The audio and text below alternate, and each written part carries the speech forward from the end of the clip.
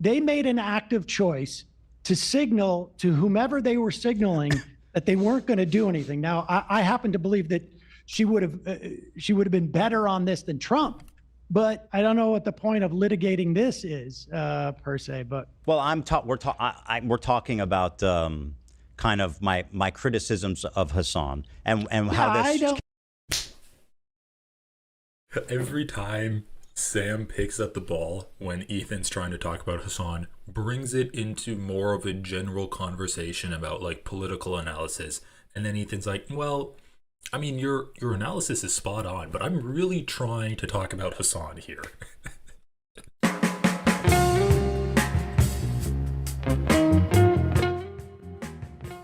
You have this wholesale slaughter. You know, I was looking up, we killed in Iraq, I think it's safe to say directly, hundreds of thousands of people. But even like the number of children that we killed in Iraq, I think has been surpassed by what's happened in Gaza. And I think one of the things that I find shocking is to look at what's going on, the totality of what's going on, and to perceive the victims of what's happening here to be the Israeli citizenry or Jews in this country. I think it just blows my mind. I mean, well, two people can care about two things at once.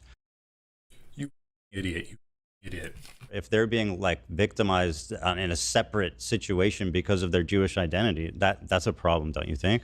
Oh, I do, but you can care about two things. You can't be like, oh, these people are ridiculous for caring about anti-Semitism on college campuses because the war's happening. I mean, both we can care about two things. So he actually brought up the anti-Semitism on college campuses. Wow, didn't think he was going to do that. 100%. And obviously, one is way worse, right? One is way worse. But that's the point. I mean, one is way worse than what's happening in Gaza. But who should tolerate being discriminated against based on their identity? You know what I mean? Like, of course, who wouldn't react to that? I don't think that people are being victimized. I mean, certainly, listen, anti-Semitism is real. It was real when I was a kid. Like, Ethan's argument is ridiculous on its face. Even if he's talking about real incidents of anti-Semitism, which he doesn't, he lies and says most anti-Semitism is coming from the left, which is a straight up lie when you have literal rallies and the dark shadow president of the United States throwing up hails at the inauguration.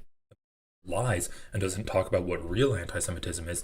He says Hassan going on Theo Von is spreading anti-Semitism and ignores Candace Owens, who famous going on to the same show. He doesn't have a word to say about her going on to the show. Like, Ethan's whole shtick of I'm fighting against anti-Semitism is a complete lie. He's such a liar, dude. I've experienced anti-Semitism, and it's a question of prioritizing these things. You can have two thoughts in your head at the same time, but to perceive that one's victimization is to ignore the I gotta stop you because I don't think I don't know who's doing that. Ethan is ignoring this. The only time he's talked about anything to do with Palestinians since Trump got in office is when Trump released an AI video about colonizing Gaza. That's the only time he said anything about it at all. So yeah, he has been ignoring it. Well, I mean, I just said, like, you just presented as the Israeli population feels like they're isolated and this and that. There's two different separate conversations. There's like the American Jewry who's like, I have nothing to do with that place. And then the Israelis, right? So like when you're talking about in terms of the way that you characterize the Israeli feeling, was that they feel isolated, et cetera, and I can understand that, but to not have the first thought of like we are committing, like you say, acts. Yeah, dude. Your first thought is for the Israeli. You literally said one of the more tragic outcomes of this war is that Israelis feel lonely. That's what Ethan Klein said. It's a legal term, but I think that it's colloquially speaking, at the very least, it is. I really want Sam to call out Ethan's use of the term war. Like at the very least, to give Israel the most credit possible. At the very least, it's an ethnic cleansing. And Ethan still has the nerve to call it a war when there's hundreds of thousands of Palestinians dead. To not recognize that as the fundamental issue, the first issue, I think is blinkered. I don't know how else to say it. I mean, it's a little gobsmacking to me. Bro, Sam's just calling this out left and right. Maybe Ethan should have done Creator Clash against iDubbbz because he'd be taking less hits than in this debate with Sam Seder. I do agree with you that obviously. Bro, he just called you out to your face. He's saying that it's crazy that your first instinct was to say, isn't it sad that Israelis feel lonely? Sam's like, that's a crazy thought to have. And then Ethan's like, no, I do agree with you, but... I think the problem, and just to say on a higher level, I agree with you. Like, obviously, the people in Israel compared to like what's on October 7th, they were victims. After everything that's happened, obviously, whatever they've suffered pales in comparison to the mass destruction and like wanton death of civilians in Gaza and what's happening in the West Bank, too. Lots of awful stuff. That being said, I think the problem with Israel, just to try to explain what's happening there, because I do agree with you, is just like the media apparatus and the feeling that they have there. It's like there's not a lot of space emotionally and like even the information. Bro, spare me this therapy speak, this Gen Z millennial therapy speak. I don't have space emotionally to speak my truth right now. Yeah, Ethan, the reason why there's no space emotionally is because they're doing it. People have literally taken their own lives due to the PTSD of running over living humans with tanks and tractors. As much as you might dehumanize Palestinians, at the end of the day, they have 2 arms, they have 2 legs, they have pain, they cry out, they speak with each other, they love each other. They are humans. And as much as the Israelis try to pretend that they're not, killing those people is still going to have a psychological impact on them. And that's why there have been tons of people that have taken their own lives and are suffering through PTSD. That's why there's a huge amount of soldiers that are refusing to get called back up to go back into Gaza because they're like, nah, I'm not doing that again. That's why they don't have emotional space. Information that they're consuming, I think, that would allow them to have that kind of like self-realization. And like you said, a lot of Israelis don't know what's happening There necessarily. are some. I mean, There are some, yeah, of course, there's some. You know, what was it in the fall? You had the publisher of Haaretz, you know, speaking out about what was going on there, and the paper was essentially, you know, a cutout, or there was an attempt by the government to basically shut them down on to some extent. I mean, so... Well, so what's your yes, explanation why Israelis don't care? It's not that they're evil, right? It's not that they're evil. God. Palestinians have been completely dehumanized in Israeli society. I'm sure that there is a mass, you know, sort of like a failure to deal with trauma. I think some of it is, frankly, is a racism. I think, you know, how can you... Yeah, Ethan asks Sam Seder to explain racism to him. Why do you think that some people discriminate against other people, Sam? Explain this concept to me. Pre-judging others?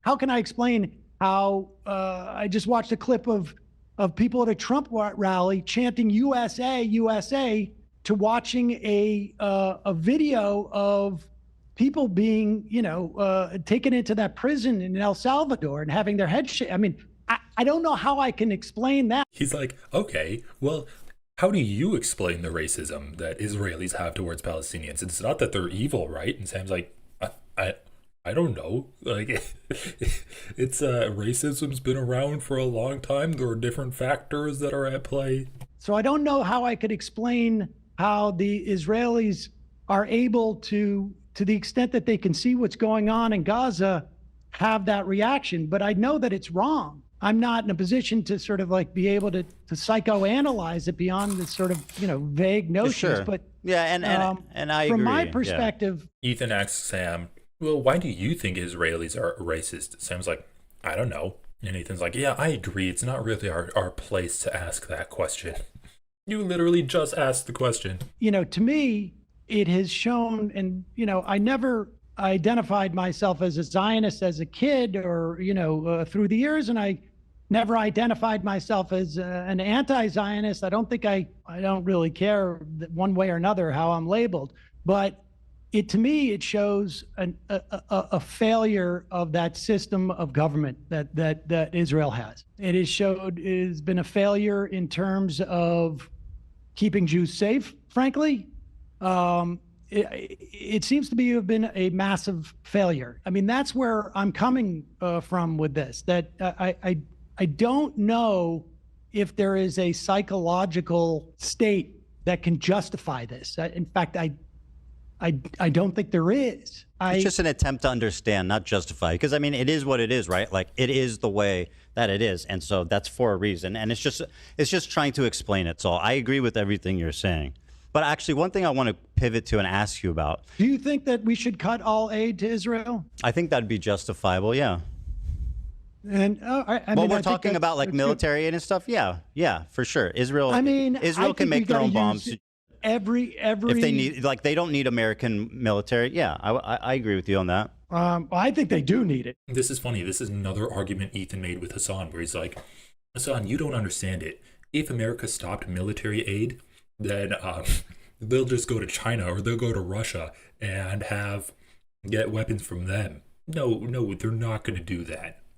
They're going to do whatever is in their power to maintain that open relationship with the United States. Well, what I mean is they're not entitled to it, to say more accurately. As a Jew, and you know, I mean, obviously you have a different connection to Israel than I do, as you know, through your family and whatnot, and through having lived there.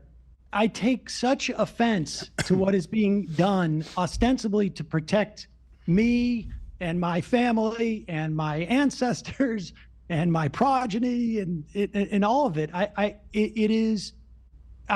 think the conflation of Zionism and Judaism is both not keeping Jews safe and is wrong at its core. And we can see what it's even doing in the context of this country, the way that it's enabled Trump to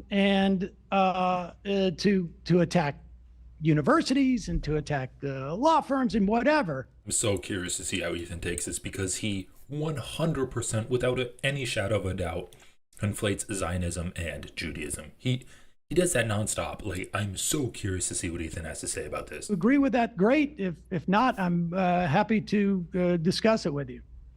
Yeah, no, I mean, I agree with everything you're saying. No, and part of the He's reason such why a liar. this chasm started between me. He's such a liar. He just ignores the point. He's like, yeah, I agree with you. Let me talk about Hassan more. And, you know, Hassan is very influential. So, bro, you can't make this up. Sam is like, yeah, I mean, I don't think, like, I don't like the idea that Zionism is representative of all Jews. And I think that's very, I think that's low, and it's not a good thing. And it's being used as a weapon to attack institutions that are really, there's a lot of Jewish institutions and Jewish people that rely on these institutions. So in a way, it hurts Jewish people. And Ethan's like, yeah, I 100% agree with you, but let's talk about Hassan for a bit. Insane, dude. When he decides that somebody is an enemy of the movement for criticizing him, which is what I perceive happened, then it kind of becomes reality. For example, one of my criticisms of his is him not supporting Kamala Harris. Now, would she have stopped the war? What did he say? He did not endorse Kamala Harris?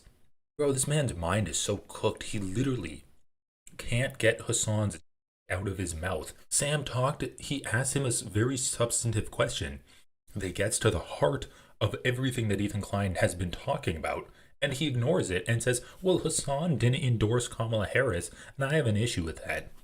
He literally came preloaded with clips to try to get Sam Seder to badmouth Hassan. It's embarrassing. Been like a perfect dove? I don't know, but I know she would have been better than Trump. I know that for sure. Trump's posting like this insane Riviera, Gaza, the Riviera with Trump hotels. I mean, that's and like he's sending the 20-pound bombs. He's telling Netanyahu. Also, Joe Biden gave Netanyahu a blank check to do whatever he wanted. It just came out that Biden didn't, did nothing to. I mean, listen, I think. Well, I'm talking about Kamala. Oh, I'm talking about Kamala, the person that said she wouldn't have done anything differently than Biden. You're talking about that person? I suspect that she would not have had the same policies as Trump. But at the same time, I think that it was a massive failure, both on a real human level. Like, it would have, I think, had she articulated anything even remotely close to what I would hope her difference would have been, I think it would have probably had implications in the election. But I think, bro, even Ethan's chat asking him to define Zionism, even his chat's asking to define Zionism. It would have maybe implicated the behavior of Israel. So, I mean, look, I chose to support Harris because I perceived her as the lesser of two evils. But yeah, me too. And I think that that's an important distinction to make at a time like this. Yeah, I can certainly understand how some people were just so repulsed by what was happening that it made it almost impossible for them to vote for Harris. I think, I understand why they didn't. I totally understand the perspective. Like, I'm so disillusioned with this administration, I can't support Kamala. But at the same time, like, a hugely influential political streamer like Hassan. Oh, Hassan. I feel like it's an abdication of responsibility to be like, I'm not voting for Kamala, or I'm not telling you who. So Ethan, the person who says more anti-Semitism is coming from the left than the right, Ethan, the person who ignores all conservative anti-Semitism and only targets Hassan, he says Hassan on Trump every single day up to the election, not engaging in petty drama like what Ethan was trying to bait him into doing before the election and only covering it after the election. Hassan being like, if you don't want to vote for Kamala Harris because you've had family members killed by policies that she's endorsed, I totally understand that. But you shouldn't vote for Donald Trump, and lesser of two evils voting is objectively the correct thing to do. Ethan doesn't have an abdication of responsibility, but Hassan does? Give me a break. I suspect he voted for Jill Stein personally. But either way, he hasn't said, and he wouldn't endorse her. Now, like, if you're just like a random protester or whatever, and like you're like, I'm so disgusted, I don't want to vote, that's fine. But if you're like a high-level political streamer, and basically you have the capacity to weigh like the lesser of two evils and what that means, I feel like it's an abdication of responsibility to not make that call.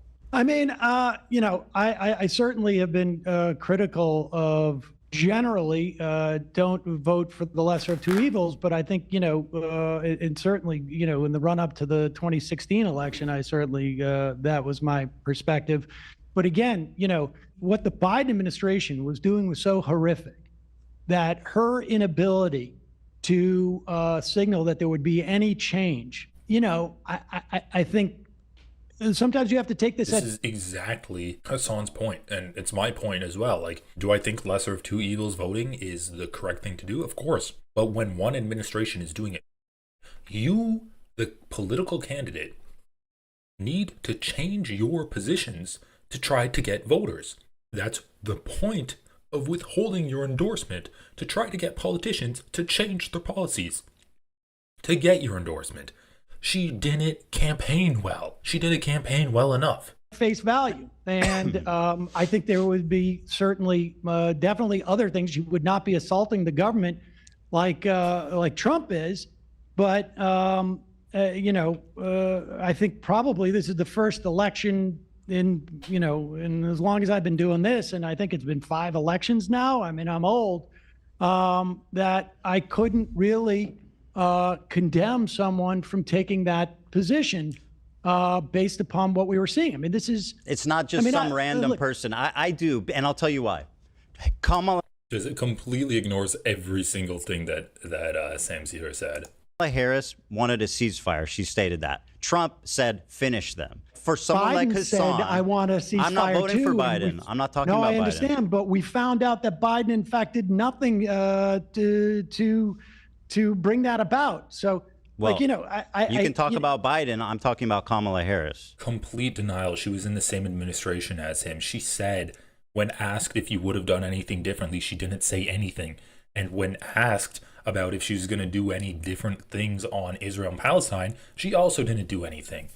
If you want people to vote for you, you've got to give them something. Like, it's not rocket science. It's pretty obvious. And the Democrats made the calculation that they didn't need the single issue votes on Israel and Palestine. And so they ignored them. It's the Democrats to blame, bro. I'm not the one doing the and then sticking with it and being like, no, you, to all of the people that are like, I'm not going to vote for you if you keep doing it. I'm not that person. Hassan's not that person. Sam Seder's not that person. That was Kamala Harris. She's the one to blame for losing the election, bro. Well, she's the vice president. I mean, at the end of the day, she doesn't really do that much, right? No. But I'm talking about the candidate. Biden, as a president, said he wanted a ceasefire. She, as a candidate, said, I want a ceasefire. Well, do you not? But even if you're like, I don't know how much I trust them. One's like, I want a ceasefire, and the other one is like, finish them. Well, listen, I think it was certainly obvious to me that Trump was going to be worse.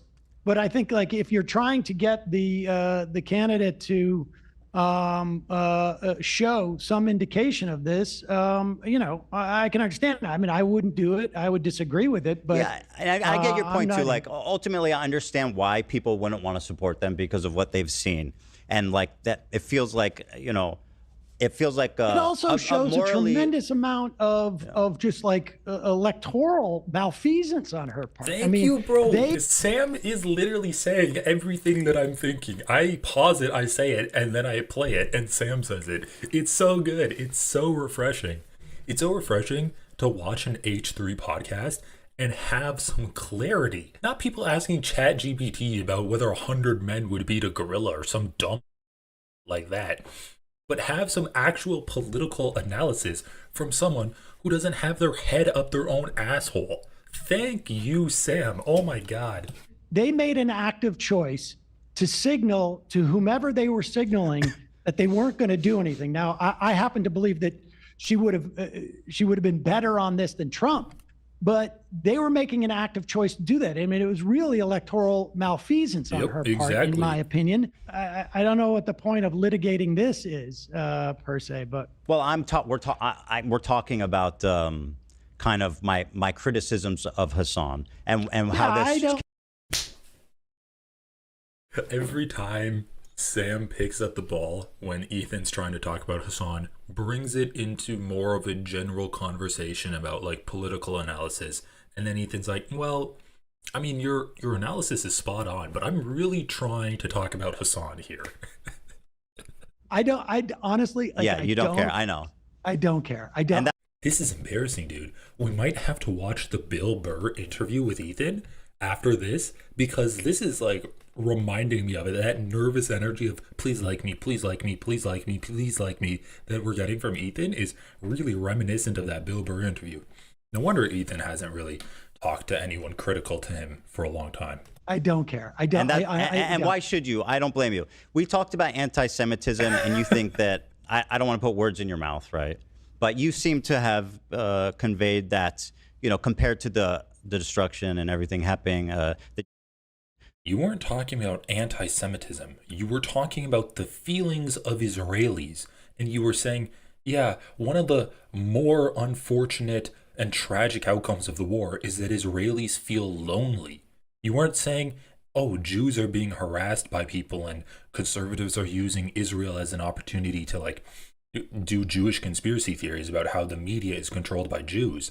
You weren't saying that. You were saying Jews or Israelis feel lonely. What does that have to do with anti-Semitism? The humanitarian crisis in Gaza, that obviously that's way more important. So let me show you an example of something. And again, I know you don't care about the drama. To me, this isn't drama. This is one of the biggest, most influential streamers spreading something that I think is really dangerous. And you can agree or disagree, but it's a short clip, but I'll show it to you. And you tell me what you think. He's playing a Hassan clip? Why? Why are you doing this, my brother? Oh my God. Ethan's actually lost the sauce. He's just lost it, man. Regardless of your background, any kind of Zionist tendency should be treated in the same way as I did see this clip online. As being a rabid.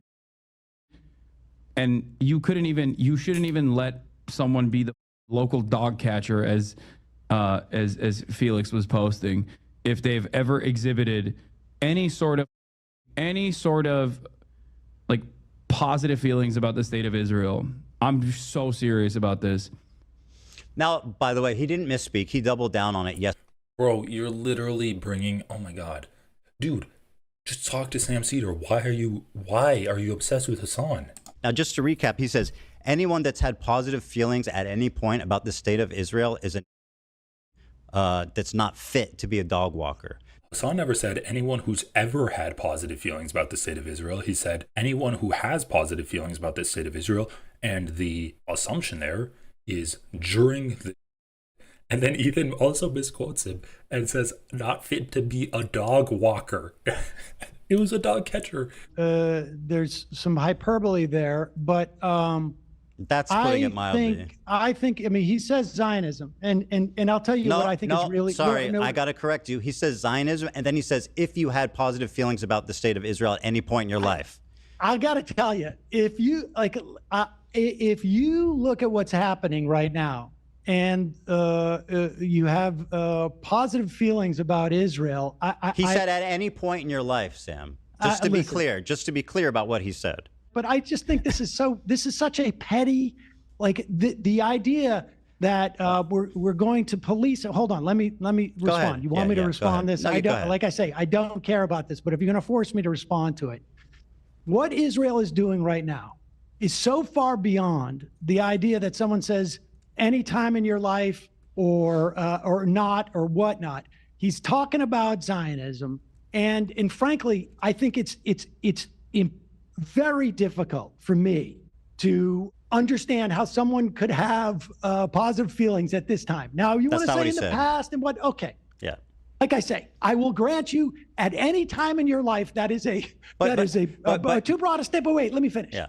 You go in and you're making this about anti-Semitism by doing this hopscotch about a poll that people had positive feelings that Jewish people do, and then therefore he is anti-Semitic. And honestly, that type of conflation, I think, is so dangerous and so disingenuous. I mean, I don't want to get too passionate about this, but I will tell you something. I have had a guy who went to my bar mitzvah, my sister's bar mitzvah, my kid's bar mitzvah, sat at Passover with me 3 or 4 times, call my father and ask him if I'm anti-Semitic. Bro, Sam is going off on Ethan right now. This is why I wanted the double cam. I wanted to see Ethan's face for this too. This is just one, that is just an example, an illustration. The fact of the matter is this conflation is dangerous for Jews. It is a fig leaf and a way of weaponizing anti-Semitism that has enabled Donald Trump to do the he's doing, that has enabled the slaughter of thousands upon thousands of children and women and men, for that matter. It is not keeping Israelis safe. And this type of conflation, Ethan, is what I find far more irresponsible, frankly, than the idea that he said positive any time. I mean, look, you do a show Sam, 4 hours a day. He does a show 5 or, as far as I could tell, 15 hours a day. And to focus in on that one tiny clause. This is not. Once again, it wasn't even a misspeak. Ethan just misquoted him. One tiny clip, Sam. Well, you don't know. This is a totality of behavior. But you wanted and by the way, it's easy. And I appreciate that you can hand wave it away and say that it doesn't. No, I'm not hand waving it away. Well, you kind of are. I'm saying this. You're saying it doesn't. You're saying actually, I'm wrong for caring about. No, yes. In fact, I'm saying this conflation is incredibly dangerous. It is disingenuous. I think it's dangerous right now, to ignore what's being described as dehumanizing violent language for American Jews. Ethan says, oh, Zionist means Jew because a lot of American Jews are Zionists. And Sam makes a point where it's like, okay, well, a lot of Christians are Zionists. A lot of conservatives are Zionists. So it's not specifically anti-Semitic to criticize Zionists. What it is anti-fascist. That's what it is.